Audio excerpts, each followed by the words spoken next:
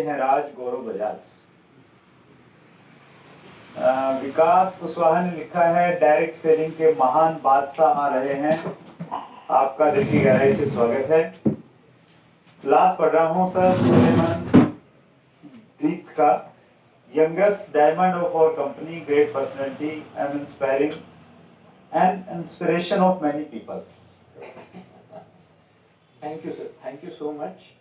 और मेरे ख्याल से जो प्लेटफॉर्म आपने क्रिएट किया है सर, ये उसी की बदौलत है कि इतने सारे लोगों को ये मौका मिल रहा है कि वो अपनी दिल की गहराइयों से अपने विचार व्यक्त कर पाएँ। और बहुत सारे सवाल लोगों के रहते हैं इस इंडस्ट्री से related.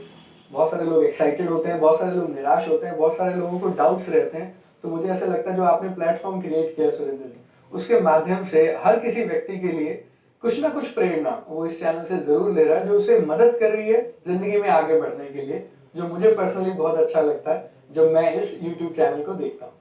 Thank you so much गुरु भाई। हम आगे बढ़े उससे पहले मुझे दीपक बजाज सर का धन्यवाद करना चाहिए। जब हम किसी बड़ी पर्सनैलिटी के साथ में रहते हैं ना, उनके साथ हमारा रिश्ता रहता है, तो अक्सर ऐसा होता है जैसे बड़े पेड़ के नीचे जो दूसरे पेड़ होते हैं ना, थोड़े छुप जाते हैं तो लास्ट टाइम जो दीपक जी से आए तो दीपक जी से ऐसी बात हो रही थी, तो दीपक ने बोला कि गौरव बजाज का कंपनी में मालूम है कितना बड़ा लेवल है, वो कितने बड़े लेवल पे है। मैंने कहा यार मैंने तो इतना बड़ा लेवल है, तो उन्होंने बोला हाँ इतना बड़ा लेवल है उनका। तो उस समय मुझे थोड़ा सा ध्यान आकर्षित हुआ, नहीं हमारी इस बारे में कभी इस प्रकार की बातचीत हुई नहीं। तो आपका बहुत बड़ा लेवल है गौरव जी। थोड़ा लेट हमारे व्यूअर्स आपसे मिल पा रहे हैं, उसके लिए मैं गुनहगार हूँ। तो लेकिन देर आए दुरुस्त आए, तो हम कई सारे इंटरव्यू करने वाले हैं। That's great. आपकी कहानी से शुरुआत करते हैं। कहाँ परवरिश, एजुकेशन, डायरेक्ट सेलिंग में आगमन? आप समझिए मेरा जो जन्म हुआ वो रोहतक के अंदर हुआ सुरेंद्र जी, और एक नॉर्मल मिडिल क्लास फैमिली से मैं बिलोंग करता हूँ, जहाँ पे मेरे पेरेंट्स दोनों गवर्नमेंट जॉब के अंदर रहे। तो कहीं ना कहीं बचपन से आप समझिए कि जब आप गवर्नमेंट जॉब में होते हैं तो चीज़ों का अभाव के अंदर ही आप उस समय के अंदर पले बड़े हैं।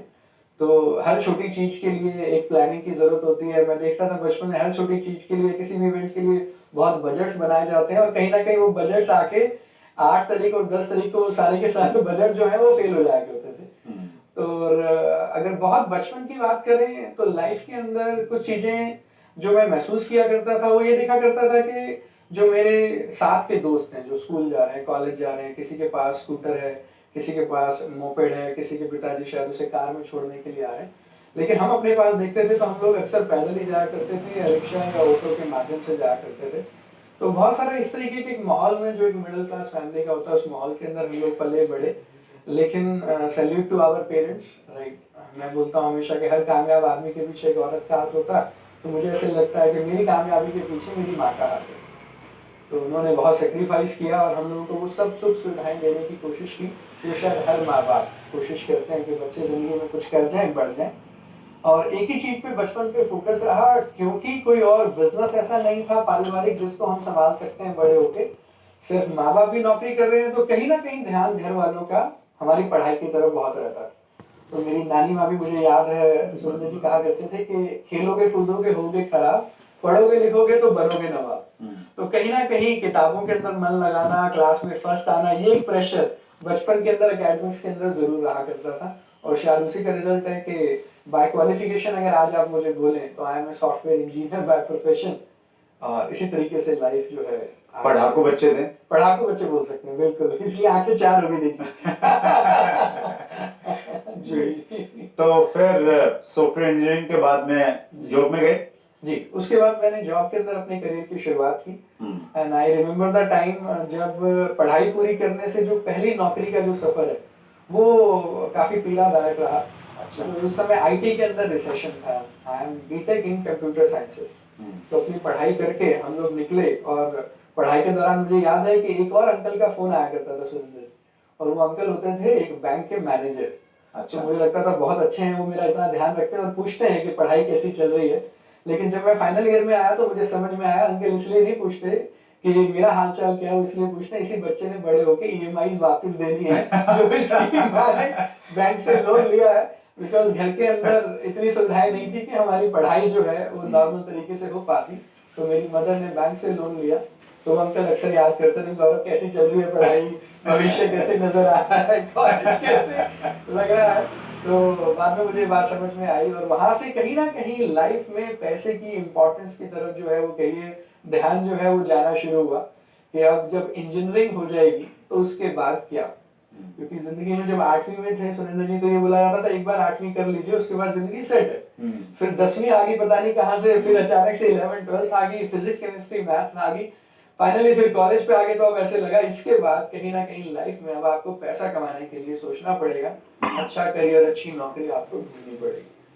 तो इसी तरीके से हम लोगों ने बहुत सारे इंटरव्यूज दिए और जैसा मैं कह रहा था वो जो 6 महीने का समय था वो काफी पीड़ादायक था।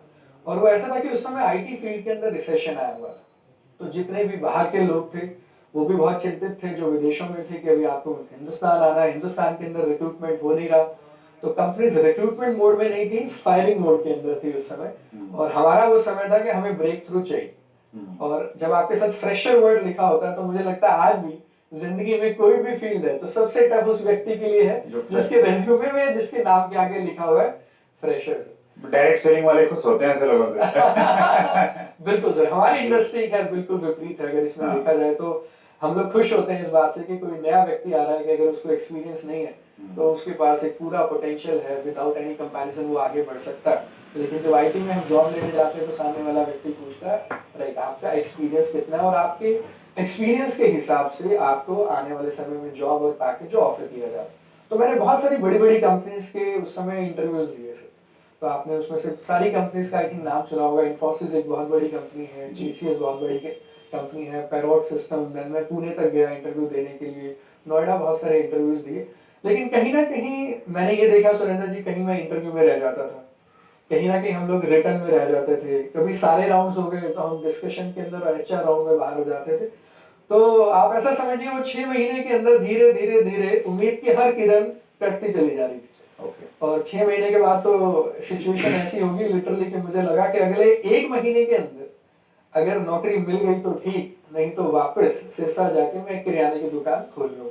अच्छा राइट ना, उस समय ये नाम तो मेरे याद नहीं है लेकिन आज ऐसे लगता है बीटेक किराना वाला शायद चल जाता। जी, तो दैट वाज द सिचुएशन। 6 महीने के अंदर काफी स्ट्रगलिंग रहा। लेकिन शायद जब आप बहुत ज्यादा जिंदगी में फेलियर को सहते हैं तो वो आपकी एक रियल टेस्टिंग हो रही होती है आने वाले समय में एक बहुत अच्छे भविष्य की। तो एग्जैक्टली ऐसा हुआ और मेरे को एक किस्सा याद आ रहा है इस बात पे कि ये एक ऐसा इंटरव्यू था जब मैंने अपनी जिस जॉब को मैंने किया बेसिकली जी, वो वाला एक ऐसा इंटरव्यू था सुरेंद्र जी जो मैंने अपनी मदर से शेयर नहीं किया। अच्छा। अक्सर अदरवाइज क्या होता है जब भी इंटरव्यू कॉल आती है तो हम एक्साइटमेंट में फोन करते हैं कि मम्मी उस कंपनी से कॉल आया बहुत अच्छा है, टीसीएस से कॉल आ गया, इन्फोसिस से कॉल आ गया, वहां रिटर्न देना है। और अब इतनी ज्यादा निराशा हो चुकी थी, अब एक ऐसी कंपनी का आपको इंटरव्यू के लिए कॉल आता है जहां पे अब आपको भी अपने आप से भी उम्मीद नहीं है। एक उस कंपनी का लेवल इतना अच्छा है कि टफ बहुत है और वहां पे करीब 7 राउंड्स के इंटरव्यू होने थे अगर आपका सिलेक्शन होना। तो it was a US based company. तो जब आपको ये पता हो कि आपका ट्रैक रिकॉर्ड क्या है, दूसरा आपको लगे कि सामने वाली मंजिल इतनी बड़ी है, तो कहीं ना कहीं आप जिंदगी के अंदर उसे अब होपलेस कह लीजिए या कह लीजिए आपको डर ही नहीं लगता उस सिचुएशन के। आपको पता है रिजल्ट क्या आने वाला है। अक्सर डर तब लगता है जब आपको पॉजिटिव की उम्मीद होती है कि कहीं नेगेटिव तो नहीं हो जाएगा। लेकिन वो एक ऐसा इंटरव्यू था सुरेंद्र जी जहां मुझे नेगेटिव की उम्मीद थी। So I was like very chilled कि कोई टेंशन नहीं है, कोई इशू नहीं है। हमने मम्मी को भी कॉल नहीं किया, यही एक कंपनी थी और मैंने बताया नहीं। क्यों? मम्मी शाम को फोन करेंगे और पूछेंगे और रिजल्ट तो हमें पता ही, उनको भी निराशा होगी, तो उनको भी निराशा होगी, एक और निराशा देंगे और यहाँ पे तो हमें ही उम्मीद नहीं। तो जिनसे उम्मीद थी तब हमने कॉल कर दिया। तो हम सुबह गए 9:30 बजे, इंटरव्यू रूम के अंदर बैठे, शुरुआत हुई। पहला राउंड उन्होंने रिटर्न के अंदर लिया, हमें 2 प्रॉब्लम्स दी, हमने सॉल्व कर दी वो। देन एक सेकंड पर्सन आते हैं, उन्होंने पूछा कि आपने ये क्यों लिखा, ये क्यों नहीं लिखा, आपने ऐसा सॉल्यूशन, जो भी उनका एक यूएस बेस्ड कंपनी का प्रोसीजर हो। तो करीब 3 राउंड तो उसी रिटर्न जो हमारे को प्रॉब्लम दी गई थी उसी को सॉल्व करने में चले गए। तो 1 2 3 उसके बाद 4th राउंड शुरू हुआ जब उन्होंने ये पूछा कि आप जिंदगी में क्या करना चाहते हैं आप। अब जैसे वो चौथा इंटरव्यू हुआ मुझे लगा मामला सीरियस है, राइट। और तो जैसे जैसे वो इंटरव्यू अब आगे बढ़ रहा था तो आप समझिए चौथे के बाद हमारा 5वां राउंड के ऊपर हम पहुंच गए और अब आपको ऐसे लग रहा है कि भाई ये तो कहानी नेगेटिव की जगह कहीं ना कहीं पॉजिटिव चलती चली जा रही है। और फाइनली सुरेंद्र जी होते होते फाइनली 7वां इंटरव्यू हुआ, जिसके अंदर एक एचआर की लेडी आती है उस रूम के अंदर, जिसे जनरली वॉर रूम बोला जाता है आईटी की टर्म में। इट्स अ वॉर रूम जहाँ पे बिठाया जाता है और इंटरव्यू, मतलब वो इतना सुंदर तो नहीं होता आपकी तरह और इस एम्बियंस की तरह, लाइक हमारे चैनल की तरह, but it's like a war room. तो वहाँ पे लास्ट में एक लेडी आती है और वो बोलती है, गौरव यू आर डन। अच्छा। हाँ, तो एक बारी को मुझे आज भी वो समय याद है, और आज आपके माध्यम से दोबारा मेरे को रिवाइज हो गया कि एक बारी को मैं बिल्कुल हैरान रह गया, परेशान रह गया कि वाकई में जो लेडी कह रही है वो सही है, कहीं मैं सपना तो नहीं देख रहा। उस लेडी को जवाब देने से पहले सबसे पहले झुक के मैंने जमीन को हाथ लगा कि कहीं वाकई में मेरी जिंदगी के अंदर ये मैं कोई सपना तो नहीं देख रहा। And that was my like first job, जहां से मेरी जिंदगी की शुरुआत हुई। 13,500 रुपए का वहाँ पे स्टाइफंड मिला करता था, और ऑफर लेटर पे लिखा हुआ था कि 6 महीने के बाद अगर आपका काम अच्छा लगा तो आपको परमानेंट कर दिया जाएगा, अदरवाइज छुट्टी। तो एक ट्रेनी वर्ड के साथ हमने अपनी जिंदगी के प्रोफेशनल करियर की सुरेंद्र जी शुरुआत की। और जब वापस गया तो जो रूममेट्स थे, राइट, हम लोग एक किराए के घर पे 4 लोग, आपको पता है बैचलर्स की लाइफ कैसे चलती है। तो एक रूम के अंदर हमारा 2 बेडरूम सेट, 4 दोस्त मिलके वहाँ रहते थे, हमारा रेंट डिवाइड होता था। जब मैं वापस गया तो बिलीव मी, ऐसा नहीं है कि मुझे उम्मीद नहीं थी, मेरे साथ वालों ने भी कोई उम्मीद नहीं थी जी। जो अक्सर हम लोग डायरेक्ट सेलिंग में बोलते हैं, राइट, कि जब आप लाइफ में आपका दोस्त फेल हो जाए तो उतना दुख नहीं होता, लेकिन अगर वो फर्स्ट आ जाए तो दुख थोड़ा सा ज्यादा होता है। तो एग्जैक्टली वही सिचुएशन मेरे रूममेट्स के साथ हुई। They were also not able to believe. और मुझे कई बार प्यार से वो लोग भज्जी बुला देते हैं, राइट ना, भज्जी तेरा हो गया, मानने वाली बात तो नहीं है। मैंने कहा ये विश्वास तो मुझे भी नहीं होगा। तो इस तरीके से आप समझिए, एक पढ़ाई वाला फेज खत्म हुआ जिंदगी के अंदर, और एक कमाई वाले फेज की इस जॉब के थ्रू सुरेंद्र जी शुरुआत हुई। कितने साल रहे आप वहाँ पे? आईटी के अंदर मैं 3 साल रहा। अच्छा। हाँ जी। फिर वहीं से डायरेक्ट सेलिंग माना हुआ?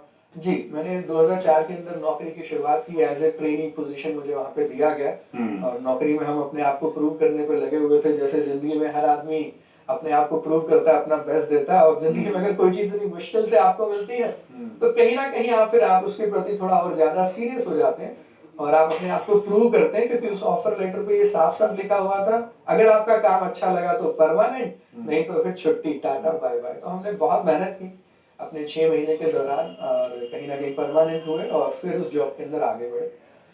यूनाइटेड स्टेट्स ऑफ अमेरिका का वीजा मेरा वहाँ पे लगा, because company is a US based company. बहुत अच्छी प्रमोशंस मैंने ली, और मेहनत किया। So I was like the best employee of the company, and it was a very good company.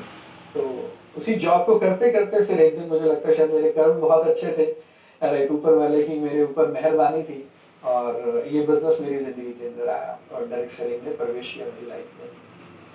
भाई इतनी बड़ी टाइल्स, इतनी बड़ी बड़ी हिट्स आप लोगों ने मुझे दी। टाइल्स बड़े होने चाहिए। सुमानी मैक्स टाइल्स, टाइलों का सबसे बड़ा भाई। सुमानी मैक्स टाइल्स, जमीन से जुड़े।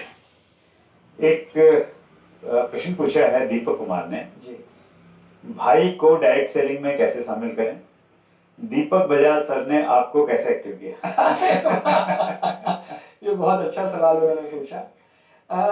सही बताऊं तो अगर मैं अपनी एंट्री की बात करूं और मेरी स्टार्टिंग की बात करूं, तो मेरे से पूछा ही नहीं गया सुरेंद्र जी कि आपको ये बिजनेस कैसा लगा। मुझे प्लान और प्रोडक्ट्स दिखाई नहीं गए। It was a compulsory entry आप बोल सकते हैं, अगर आप एंट्री की बात करते हैं। करना ही करना है मतलब। जी। सो इट वाज लाइक, आप हक कह लीजिए, रिलेशन कह लीजिए, और ऐसा अक्सर मैं देखता हूँ आज भी इंडस्ट्री के अंदर होता है, राइट। हम लोग कुछ लोगों को अपनी जिंदगी में गॉड फादर मानते हैं, मेंटर्स मानते हैं, या कुछ लोगों की बातों को हम लोग बहुत मानते हैं और फॉलो करते हैं, और अगर उन्होंने कुछ कह दिया तो आप ये नहीं सोचते ये करना है या ये नहीं करना। तो अगर आप एंट्री की बात करें तो मेरी एंट्री कुछ इस तरीके से हुई इस बिजनेस के अंदर। लेकिन जब पहली बार मैंने इस मॉडल को समझने की कोशिश की कि ये है क्या, तो उस समय ये तो नहीं कहूंगा पहली बार में सब समझ में आ गया था, लेकिन पहली बार में उस समय माइंड इस तरीके से चल रहा था कि गौरव बजाज तेरे तो पैसे गए लग, अब जरा ये देख ले वापस कैसे आ सकते हैं। सो आप समझिए बाय डिफॉल्ट एक पॉजिटिव एटीट्यूड था कि let's try to understand this entire model completely, कि ये इंडस्ट्री है क्या, और अगर उन्होंने सजेस्ट किया तो वाकई में होगा तो कुछ अच्छा और पावरफुल, और इसको थोड़ा समझते हैं। तो एक पॉजिटिव माइंडसेट से मैंने पहली बार इसके प्रोडक्ट्स को, प्लान को, और उन सारी चीज़ों को, या इस वर्ड को अगर आप बोलें, हाँ तो बहुत कॉमन और चर्चित वर्ड हो गया है, thanks to your channel also. हर घर के अंदर शायद ये बात और आवाज़ जा रही है सुनने में, कि डायरेक्ट सेलिंग बोल के कुछ है राइट ना, I think that is the beginning of a very good future in India. तो आपने पार्ट टाइम नहीं किया, फुल टाइम स्टार्ट किया स्टार्टिंग? जी नहीं, मैंने शुरुआत इसको पार्ट टाइम ही किया। अच्छा, पार्ट टाइम किया, ओके। बिल्कुल जी, अपनी जॉब के साथ साथ, जैसा मैंने बताया लगभग कितना टाइम तक आप पार्ट टाइम रहे? मैंने करीब 6.5 महीने इस अच्छा, business part time को किया। अपनी जॉब के साथ साथ पार्ट टाइम भी किया। और जब आपने फुल टाइम डिसीजन लिया, उस समय आपका एनुअल पैकेज लगभग कितना रहा होगा? 8 लाख रुपए सालाना की इनकम उस समय मैं ले रहा था। अच्छा, और उसमें आपने छोड़ा, ये डिसीजन किया कि 8 लाख एनुअल को छोड़ के जी मैंने फुल टाइम डायरेक्ट सेलिंग में आना है। बिल्कुल। तो दीपक सर ने आपको एक्टिव करने के लिए क्या किया? मुझे क्योंकि बहुत सारे लोगों ने अपने भाइयों को ज्वाइन करवा रखा है, एक्टिव नहीं हो रहे हैं। अच्छा, ये सवाल इस वजह से। हाँ जी। मुझे ऐसा लगता है, देखिए एक्टिव करने में उनका रोल कहीं ना कहीं हाथ पकड़ के किसी एक प्रोग्राम तक मुझे ले जाने का रहा, राइट। जो कि मेरी उन सब भाइयों से यही गुजारिश है, यही अपील है कि अगर आप अपने किसी रिश्तेदार या अपने किसी भाई को एक्टिव करना चाहते हैं तो वो उसका पूरा श्रेय आपको नहीं जा पाएगा। आपका काम लोगों को इस बिजनेस में लाने का है, लेकिन उनको कहीं ना कहीं चलाना या एक्टिव वाला जो काम है वो प्रोग्राम्स और सिस्टम कर सकता है। लोग अक्सर ये मिस्टेक कर रहे हैं सुरेंद्र जी कि जिसको वो ला रहे हैं उनको लग रहा है कि मैं ही इनको A to Z सब सिखा दूंगा, बता दूंगा, समझा दूंगा। लेकिन एक कहावत आपने और मैंने सुनी है, घर की मुर्गी दाल बराबर। तो दुनिया का कोई भी भाई होगा राइट, या कोई भी रिश्तेदार होगा, ये चैलेंज जरूर आने वाला है। तो मुझे ऐसा लगता है वो सिस्टम और प्रोग्राम मदद करते हैं। तो मुझे याद है एक प्रोग्राम के अंदर वो मुझे लेके गए, और जब मैं उस प्रोग्राम के अंदर बैठा तो वाकई में दिल से एक आवाज आई कि मैं कर सकता हूँ। और एक और किस्सा आपको जरूर बताता हूँ इसी बात पे कि जब मैं डिसीजन ले रहा था फुल टाइम उस बिजनेस को करने का 6.5 महीने के बाद, तो सबसे ज्यादा चिंतित अगर कोई था तो आप गेस कीजिए कौन होगा मेरी जिंदगी में जिसको फर्क पड़ता हुआ इस बात से कि मैं फुल टाइम आ रहा, तो कौन हो सकता है? दीपक सर ही रहे होंगे। दीपक सर। और चलिए मदर। आगे बढ़ते हैं। आपकी धर्मपत्नी? चलिए, वो उस समय थी नहीं क्योंकि मैं शादीशुदा थी। अच्छा, ओके ओके, राइट। तो फिर अब एक ही व्यक्ति बचता है जो मेरी मम्मी। कामयाबी के पीछे है। मम्मी, जी। हाँ। तो सबसे ज्यादा चिंता सुरेंद्र जी मेरी मदर को हुई, और उन्होंने ये बोला कि तुम्हारी जो पढ़ाई है वो अलग है राइट ना, दीपक की जो पढ़ाई है वो अलग है, उनका मार्केटिंग सेल्स में एक्सपीरियंस है MBA किया उन्होंने, राइट ना। हाँ, प्लस उन्होंने फील्ड वर्क भी किया है दैट वे। अगर आप मेरी बात करते हैं तो मैं टोटली इंट्रोवर्ट पर्सनालिटी का व्यक्ति हूँ। आज आपने मुझे बुलाया, मतलब इंट्रोवर्ट के थे, मैं ऐसा कह सकता हूँ। हाँ। अभी जान के लो। आपने जो मेरे वाला वर्जन देखा बेसिकली वो इंट्रोवर्ट नहीं है, लेकिन जो लोग मुझे पुराने जानते हैं, मेरे स्कूल मेट्स या कॉलेज मेट्स से अगर आप पूछेंगे तो मैं थोड़ा सा इंट्रोवर्ट, थोड़ा नहीं काफी इंट्रोवर्ट। सिर्फ किताबों में रहना, कोई एक्स्ट्रा करिकुलर एक्टिविटीज के अंदर कोई रोल नहीं, लाइक दिस। और नए लोग अनजान लोगों से बात करना, उसके अंदर I was not that kind of interested person. कुछ लोग होते हैं जो इजीली बात कर लेते हैं, तो मेरी पर्सनैलिटी ऐसी नहीं थी। तो सबसे ज्यादा चिंता इस बात की मेरी माँ को, ही सेड कि इस बिजनेस के लिए आपको लोगों से मिलना है, बात करना है, देन दूसरा ट्रैवल करना है, और ये कहीं ना कहीं मेरी जॉब के बिल्कुल अगेंस्ट था। आईटी फील्ड के अंदर आप बैठे हैं, इसी चैम्बर है, लैपटॉप पे काम हो रहा है, एक टीम है जो आपको रिपोर्ट कर रही है, एक यूएस में बॉस बैठा हुआ है राइट ना, एक अच्छी यूएस बेस्ड कंपनी के अच्छे कल्चर में आप बैठे हैं। कहीं ना कहीं वहाँ पे बॉस है तो आपको सर नहीं यूज करना, वहाँ पे हम नाम से बुलाते थे, that was the culture right. नीचे एक गाड़ी खड़ी है जो आपका इंतजार करे, आपको जब घर जाना है आप जा सकते हैं, जो ऑर्डर करना है कर सकते हैं, जब आना चाहें आ सकते हैं। तो उस कल्चर के अंदर अगर आपने नौकरी करी है जिसमें फील्ड वर्क जीरो है, मार्केटिंग और सेल्स उसके अंदर जीरो है राइट, और ऐसी आपने पढ़ाई भी नहीं की, तो मेरी माँ को बहुत चिंता हुई। तो उन्होंने बोला कि तुम देखो कि वाकई में ये डिसीजन जो तुम ले रहे हो वो सही है या नहीं है राइट ना। और कहीं ना कहीं मैंने कहा आपको सबसे ज्यादा चिंता किस बात की है, तो मेरी मदर ने बोला कि बड़े की शादी हो गई। तो मैं फक्र से ये बोलती हूँ कि वो तो मैनेजर है, छोटा मेरा सॉफ्टवेयर इंजीनियर है। अगर तुमने एक बार ये बिजनेस शुरू कर लिया तो फिर मैं लड़की वालों को समझाऊंगी क्या, मेरा बेटा करता क्या है। So that was the real fear. तो मुझे लगता है आज भी ये मानसिकता सुरेंद्र जी कहीं ना कहीं माँ बाप के दिमाग में पीछे है कि when we say career तो बात निकल के आती है जी मैनेजर हैं राइट ना, सॉफ्टवेयर इंजीनियर हैं, लॉयर हैं, डॉक्टर हैं, चार्टर्ड अकाउंटेंट हैं, ये शब्द करियर को दर्शा रहे हैं। लेकिन कहीं ना कहीं आज भी एक फैमिली में माँ बाप को इस बात का डर लग जाता है कि अगर मेरा बच्चा फुल टाइम डायरेक्ट सेलिंग के अंदर है तो ये करियर के उसके बराबर है या नहीं है। तो यही डर शायद उनको भी था। और लेकिन मैंने उनको एक ही चीज बोली और उस समय मेरे पास टीवीएस की अपाचे मोटरसाइकिल होती थी 60,000 की। आप हंसेंगे इस बात को सुन के, और मैंने उनको बोला, मैंने कहा माँ आप चिंता मत कीजिए, जिस गाड़ी से उतर के आप लड़की वालों के घर रिश्ता मांगने जाएंगी, लड़की वाले ये नहीं पूछेंगे लड़का करता क्या है। क्या बात, इतना कॉन्फिडेंस। इतना कॉन्फिडेंस। और उस समय हमारे पास था क्या सुरेंद्र जी, 60,000 की मोटरसाइकिल, जिसपे हम बिजनेस बिल्ड किया करते थे पार्ट टाइम, और नौकरी को छोड़ने की कगार पे थे। तो वहां से आप समझिए, मैं बोलूँगा एक नए गौरव बजाज का जन्म हुआ, राइट। उस समय अचीवमेंट्स नहीं थी डायरेक्ट सेलिंग के अंदर, लेकिन ये कॉन्फिडेंस और एक जज्बा जरूर था कि इस बिजनेस से वो हो सकता है जो लाइफ के अंदर इतने सालों की पढ़ाई या इतने सालों के स्ट्रगल ने हमें नहीं दिया। वो स्ट्रगल और मेहनत अगर हमने आने वाले कुछ सालों में यहाँ की, तो this will be a 360 degree change. Great, thank you. Gaurav भाई, मैं ऐसा अक्सर देखता हूँ अपनी टीम में, जहाँ दो भाई हैं और वो अपलाइन डाउनलाइन में हैं, जी तो अक्सर उसमें जो डाउनलाइन होती है जी तो वो अपने अपलाइन की शिकायत करती है कि वो अपलाइन कम है, गाइड कम करते हैं, डांटते ज्यादा हैं, जी। क्योंकि वो बड़े भाई भी हैं साथ में। तो आपकी भी ये शिकायत रही दीपक जी से कि यार गाइड कम करते हैं, डांटते ज्यादा हैं? मुझे ऐसा लगता है ये शिकायत तो कभी नहीं रही, लेकिन डांट मुझे जरूर पड़ी है इसमें। अच्छा। और डांट मुझे लगता है मुझे आज भी पड़ती है। और शायद ये जो एक नया वर्जन गौरव बजाज का बना, उसमें कहीं ना कहीं उस डांट का बहुत बड़ा रोल है। क्योंकि जिंदगी में कभी भी अगर आपको डांट पड़ रही है, तो सामने वाला व्यक्ति इस हद से आपको वो डांट लगा रहा है क्योंकि उसे शायद ऐसा कुछ दिख रहा है होता हुआ भविष्य के अंदर जो आपके लिए अच्छा नहीं है, और इसलिए उस बात को समझाने के लिए उन्हें शायद हार्ड वर्ड्स की जरूरत है। या फिर शायद हमारे मास्टर जी हुआ करते थे, क्योंकि हम तो सरकारी स्कूल में पढ़े हैं, इंग्लिश मीडियम के पैसे तो हमारे माँ बाप के पास थे नहीं, तो वहाँ पे डंडा भी पड़ा करता था और किसी बड़े अपराध के लिए मुर्गा भी बनाया जाता था। राइट जी। तो मुझे ऐसे लगता है इस डांट ने बहुत बढ़िया रोल प्ले किया। तो जितने भी हमारे व्यूअर्स हैं या जितने भी हमारे डायरेक्ट सेलर हैं, उनको मैं ये बोलना चाहूंगा कि अगर आपको भी डांट पड़ रही है राइट ना, तो आपको ये जरूर देखना पड़ेगा, सोचना पड़ेगा वो डांट क्या आपके आने वाले भविष्य को बढ़िया बनाने के लिए दी जा रही है, राइट या नहीं, राइट ना। That's great sir. एक अंतिम प्रश्न ले रहा हूँ और ये प्रश्न योगेश प्रजापति का है। सर, जो लोग नेटवर्क मार्केटिंग का मजाक बनाते हैं, जी। उन लोगों को कैसे शांत करें, कैसे विश्वास दिलाएं? अच्छा, बहुत बढ़िया सवाल।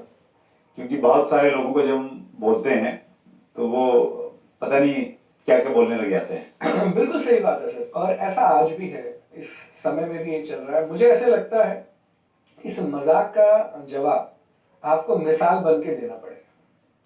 क्योंकि जिंदगी में जब भी किसी भी व्यक्ति विशेष ने कुछ बड़ा काम किया तो भी, या किसी कंपनी ने कोई बड़ा काम किया तो भी, मजाक एक ऐसी चीज है जो जरूर हुआ, राइट।